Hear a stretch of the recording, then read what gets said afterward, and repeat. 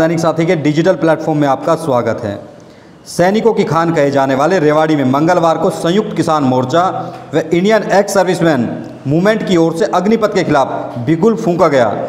ऐलान किया गया कि जिस तरह से 3 कृषि कानून को वापस कराया गया है, उसी तर्ज पर एसकेएम व इंडियन एक्स सर्विसमैन मूवमेंट मिलकर अग्निपथ स्कीम को बंद कराने के लिए देश भर में आंदोलन चलाएंगे। अब आपको दिखाते हैं अग्निपथ को वापस कराने के लिए आने वाले दिनों में किस तरह से अभियान चलेगा। इस पर वक्ताओं ने क्या कहा।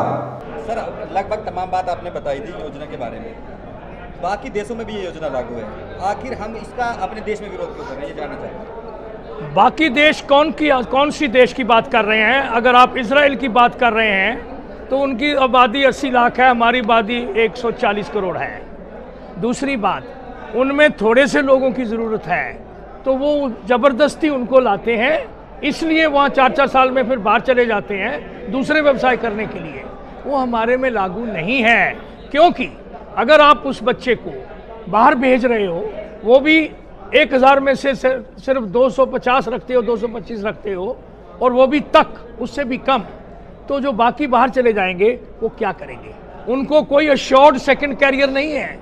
इजराइल और दूसरे देश, अमेरिका, यूके, जर्मनी, फ्रांस, ये सारे के सारे, इवन पाकिस्तान, उनको दूसरी नौकरी देती है।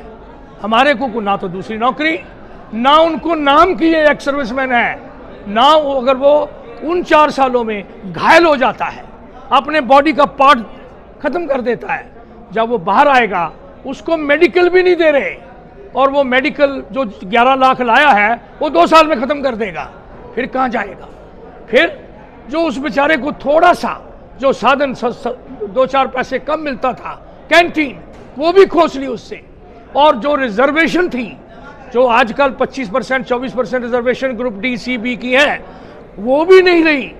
और ऑलरेडी इतने लोग जो हमारे 31, जैसे हरियाणा के 4 लाख, 4.5 लाख हमारे एक्स सर्विसमैन हैं, उनके में से 24% जो ग्रुप डी, सी, बी के हैं, उनमें से केवल 1.7% सिर्फ उनको दिया है और बाकी नहीं दिया।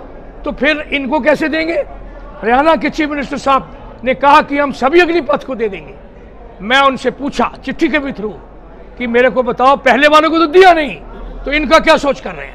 तो ये पता जो है हिंदुस्तान के लिए नहीं है, देश की हानिकारक है, फौज के लिए हानिकारक है और इंडिविजुअल के लिए हानिकारक है। सर, जो सर्विंग जो ऑफिसर हैं आर्मी के, उनको छोड़ दिया जाए, जो आपके जो रिटायर्ड जो ऑफिसर्स हैं वो भी बटे हुए नजर आते हैं। जनता क्या आखिर कैसे सोच बनाए, आखिर सही और गलत क्या है?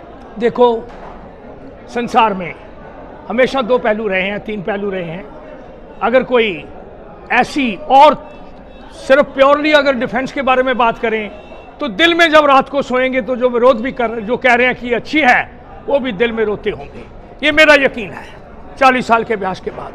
लेकिन कोई और कारणों से अगर वो ऐसे बोल रहे हैं तो वो सच्चाई नहीं है। आगे की क्या रूपरेखा रहेगी? जिस तरह से आज यहाँ से रेवाड़ी से आपने एक अच्छा कार्यक्रम किया, तो आगे क्या? देखिए, हम सब ने मिलके Samyukt Kisan Morcha, united front of ex servicemen और सभी ऑर्गेनाइजेशंस युवा की, इन सब को मिलकर हम पूरे देश भर में जाएंगे। अभी 7 दिन का प्रोग्राम है और 7 और 9 का हो गया, 10 का प्रोग्राम है। भाई ने बताया भी, लिखा भी हमने कि वो इंदौर में होगा मध्य प्रदेश में, 11 का बिहार में होगा, 12, 13, 14 पंजाब में होगा। ये 7 दिन के जो प्रोग्राम हैं, जब भी हो जाते हैं, ये है इन्फॉर्मेशन स्प्रेड। हम सबको बताएंगे कि आप जगह जगह जाओ, पूरे देश में जाओ, 500 डिस्ट्रिक्ट में जाओ और सभी को बताओ कि ये क्यों, जैसे भाई ने बताया, जोगिंदर भाई ने, कि इसकी खड्डे क्या हैं। अगर खड्डे में गिर के, पहले तो हम अग्नि बुझाने के लिए पहुंचे ही नहीं, तो उनके अंदर हम गिर गए तो फिर क्या होगा? तो पूरे देश में इंफॉर्मेशन स्प्रेड करेंगे, उसके बाद सभी मिलकर सोचेंगे कि आगे क्या करना है। एक पोस्ट कार्ड अभियान शुरू किया है। जो व्यक्ति, भारत के नागरिक महसूस करते हैं कि अग्निपथ योजना राष्ट्रीय सुरक्षा के लिए खतरा है, हमारे युवाओं के साथ खिलवाड़ है, हमारी सेना को नुकसान पहुंचाएगा और किसान परिवारों के लिए धक्का है, वो रक्षा मंत्री के नाम एक पोस्ट कार्ड लिख रहे हैं। और हमारी उम्मीद है कि धीरे धीरे जब ये कैंपेन बढ़ेगा, लाखों पोस्ट कार्ड इन तक पहुंचेंगे और इन्हें पता लगेगा कि इस देश की जनता जिसको टीवी पे आने का मौका नहीं मिलता वो इस योजना के विरुद्ध है, उन्हें ये योजना वापस लेनी पड़ेगी।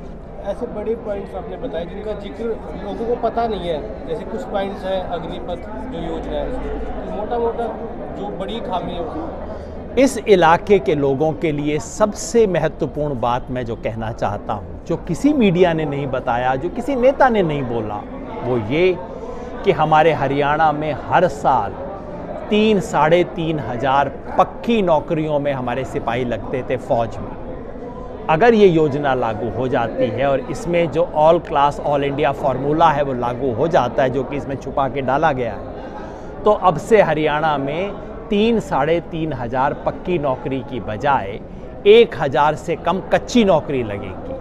और ये जो दक्षिण हरियाणा का इलाका है, रेवाड़ी, महेंद्रगढ़, झज्जर और गुड़गांव, यहाँ पे जहाँ हर साल अंदाजन 1000 के करीब नौजवान जाते हैं, यहाँ गांव-गांव में आपको किसानों का मिल जाएगा। यहाँ हर साल कम से कम 1000 से ज़्यादा जवान भर्ती होते थे फौज में, अब यहाँ 100 से कम कच्ची नौकरी वाले होंगे, जिनमें से सिर्फ 25 को पक्की नौकरी मिलेगी। जिस इलाके ने पीढ़ियों से इस देश की फ़ौज की सेवा की है, जहाँ बच्चा पैदा होते ही कहते हैं ये फ़ौज में जाएगा, उस इलाके के साथ ये कुठाराघात है।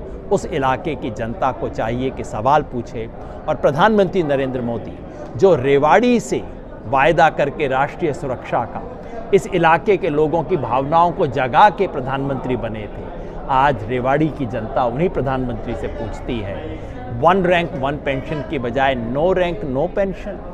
इस इलाके के लिए विशेष भर्ती की बजाय जो आज हो रही थी उसको भी ख़त्म करना चाहते हैं।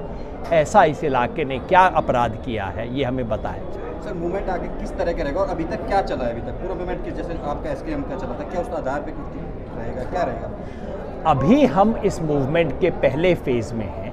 7 अगस्त से 14 अगस्त तक जगह जगह देश भर में इस तरह के जय जवान जय किसान सम्मेलन होंगे, जिसका उद्देश्य केवल जन जागृति है पहले फेज़ में। उसके बाद हम सब मिलेंगे शायद किसी बड़े सम्मेलन में और आगे की रणनीति बनाएंगे।